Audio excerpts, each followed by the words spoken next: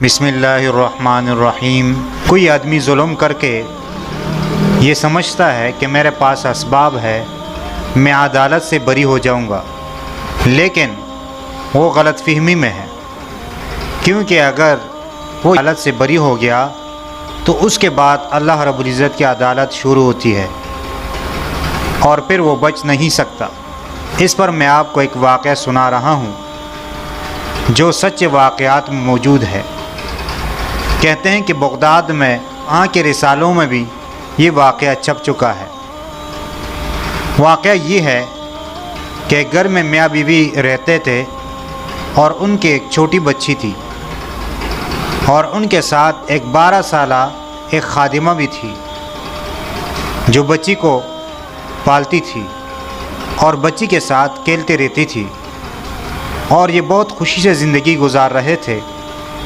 یہ بچی کی ماں ایک سکول میں استانی تھی اور اس کا والد ایک سکول میں پرنسپل تھا۔ یہ دونوں خوشی سے زندگی گزار رہے تھے۔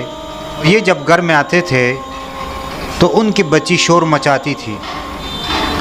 ایک دن جب اس کی والدہ آئی تو اس کو بچی نظر نہیں آئی، اور اس نے تلاش کیا۔ جب دیکھا خادمہ کچن میں ہے، اس سے پوچھنے لگی کہ بچی کہاں ہے۔ وہ کہنے لگی کہ تھوڑی دیر یہاں تھی، اب مجھے معلوم نہیں کہ کہاں چلی گئی۔ اس نے گھر میں تلاش کیا تو بچی اس کو نہیں ملی، اور جب شوہر آیا تو اس نے بھی تلاش کیا تو بچی اس کو نہیں مل سکی۔ تو یہ تلاش کرتے رہے، اور جہاں ان کو شبہ تھا اس کے جانے کا، تو وہاں ان کو یہ بچی نہیں ملی۔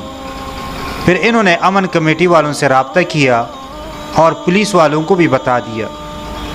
انہوں نے بہت تلاش کرنے کے بعد اور کوشش کرنے کے بعد بھی وہ مایوس ہو گئے کہ یہ بچی نہیں مل سکتی، اور ان کا بچی کے خادمہ کے اوپر بھی شک نہیں تھا، کیونکہ یہ خادمہ کے ساتھ بہت اچھے سلوک کرتے تھے، اور جو لباس بچی کے لیے خریدتے تھے وہی لباس خادمہ کے لیے بھی خریدتے تھے، اور یہاں تک کہ جس کمرے میں بچی اور اس کی والدہ سوتی تھی اسی کمرے میں خادمہ کو بھی سلاتے تھے۔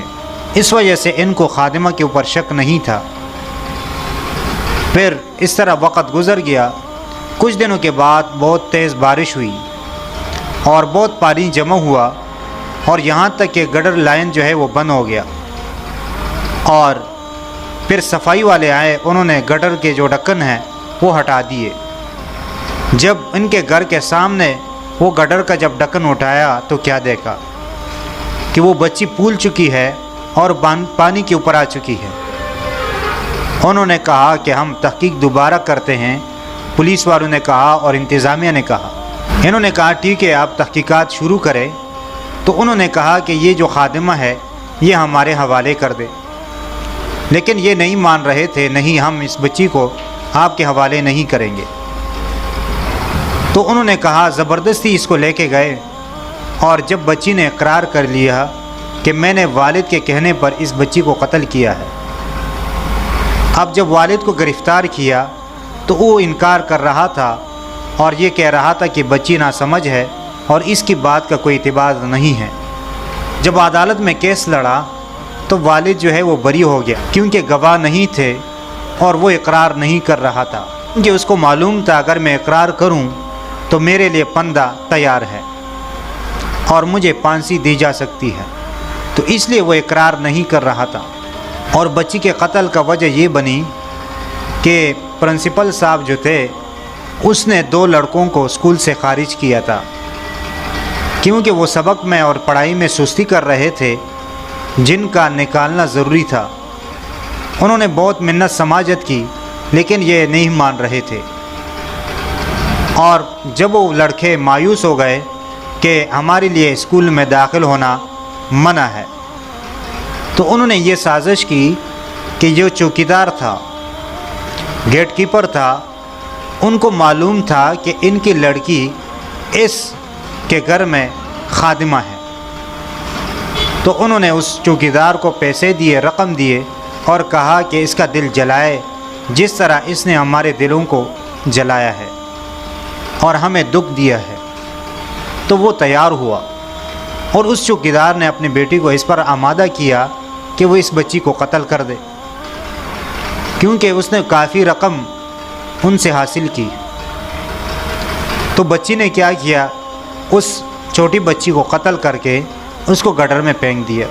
یہ شخص عدالت سے بری ہوا، خادمہ کا والد، اور بچی کو 5 سال کی سزا ہوئی اور اس کو نابالغ بچوں کے جیل میں ڈال دیا گیا تاکہ یہ یہاں تربیت حاصل کرے۔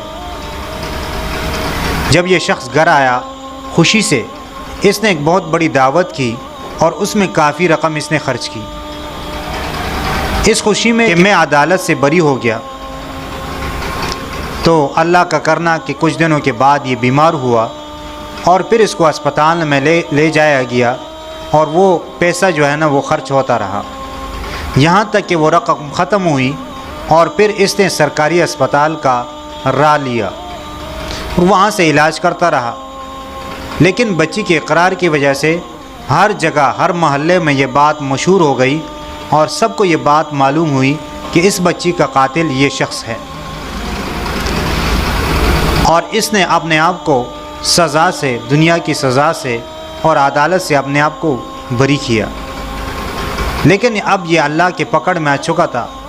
یہ جب بیمار رہا اور اسپتال میں جب ایک وارڈ سے دوسرے وارڈ میں منتقل کرتا تھا، بے عزتی کے ساتھ اس کو منتقل کیا جاتا تھا، تو یہ بہت پریشان تھا۔ اور پھر ایک ڈاکٹر اور ایک نرس نے یہ کیا کہ اس کو کچھ دوا لکھی تھی، اور نرس نے جو ہے وہ اس کو ایک انجیکشن لگا کے ان کو فارغ کیا۔ جب یہ جا رہے تھے اور اس کے ساتھ اپنی بیوی بھی تھی، جب یہ جا رہے تھے تو راستے میں ایک جگہ اس نے چیخ ماری اور یہ چلا رہا تھا کہ بچی بچی۔ تو اس کی بیوی نے کہا کہ کون سی بچی؟ اس نے کہا کہ آپ کو نظر نہیں آ رہی، یہ بچی موجود ہے اور میرے گردن کو دبا رہی ہے۔ یہ کہا اور یہ شخص مر گیا۔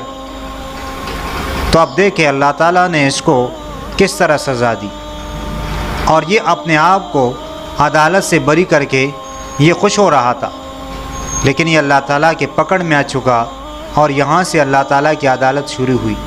اس کی بیوی اپنے بچوں کے لیے کتنی پریشان تھی کہ چھوٹے بچے ہیں اور ایک بچی جو ہے وہ گرفتار ہے۔ تو اس نے اپنی زندگی بھی تباہ کی، اور جو بچی عیش و عشرت سے زندگی گزار رہی تھی اس کو وہاں سے نکال کے ایک جیل میں ڈال دیا اس نے، ایک لالچ کی وجہ سے، دنیا کے حرص کی وجہ سے۔ اللہ تعالیٰ سے دعا ہے کہ اللہ تعالیٰ ہمیں بھی ظلم سے بچائے، اور جو لوگ یہ سمجھتے ہیں کہ ہم ظلم کر کے دنیا میں بچ جائیں گے، یہ ان کی غلط فہمی ہے، کیونکہ اللہ کی پکڑ سے کوئی نہیں بچ سکتا۔ ان بطش ربک لشدید۔ اللہ تعالیٰ سے دعا ہے کہ اللہ تعالیٰ ہمیں صحیح بات سمجھنے اور اس پر عمل کرنے کی توفیق عطا فرمائیں، اور ہمیں ظلم کرنے سے بچائے۔ آمین ثم آمین یا رب العالمین۔